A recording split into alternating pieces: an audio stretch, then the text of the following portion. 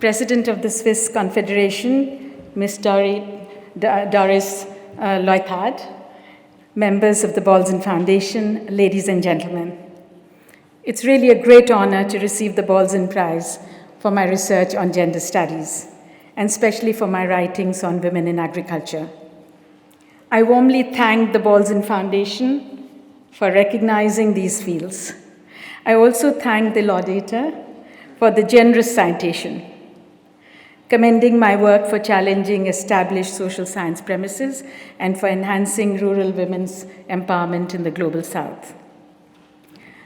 When I began my research career some 40 years ago, rather little attention was paid to economic inequality in general and gender inequality in particular. Today, overall economic inequality has moved to center stage, but gender inequality remains largely on the margins of most research and policy. Yet, it is perhaps the deepest form of persisting inequality that we face today, especially as it intersects with inequalities of class, caste, and race. And it adversely affects not just a country's economy, but also its social and political fabric. Indeed, gender inequality is embedded in all our major institutions: the family, the market, the community, and the state. However, many aspects of it remain hidden and invisible within gendered social norms that are often incorrectly seen as nature-given or justified in the name of tradition. Nowhere is this more apparent than within the family, which conventional economic theory conceptualizes in terms of the unitary household model.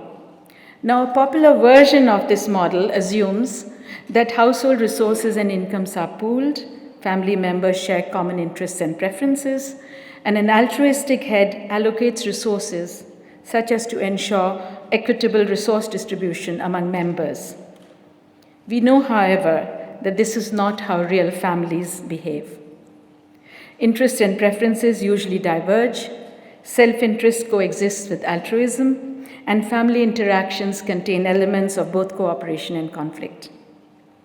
Not surprisingly then, bargaining models of the household which recognize such dualities have provided a major challenge to the standard household economic model, a challenge to which I, amongst others, have contributed, especially by identifying gender-related bargaining power and gender unequal bargaining power and sharing within families. Hence, when the prize citation commends my work for challenging established assumptions in economic and social sciences and opening new intellectual pathways, I would also like to acknowledge the contribution of my many fellow academics who work on gender inequalities and whom I consider to be co-sharers in this award. Equally, but most importantly, this honor belongs to the toiling women farmers of the global South, whom I have interviewed and researched since the 1980s, and whose problems I have sought to make visible in policy.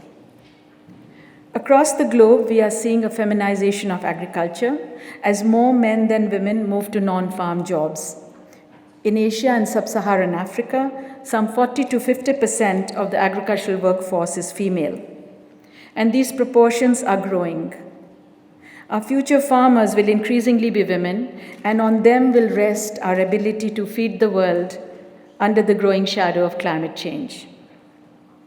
My work, amongst that of others, shows that women farmers can outperform male farmers if they had the same access to land, to water, inputs, technology, and markets.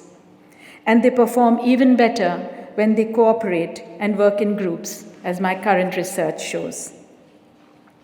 Equally, I have found that including a critical mass of women in forest governance significantly improves conservation and biodiversity outcomes.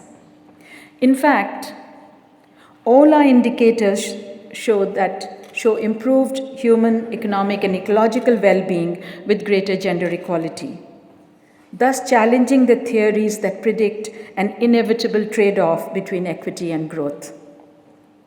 Also, the field of gender studies is refreshingly interdisciplinary. Hence, although I was trained as an economist, I have drawn very fruitfully from law, ecology, history, and anthropology.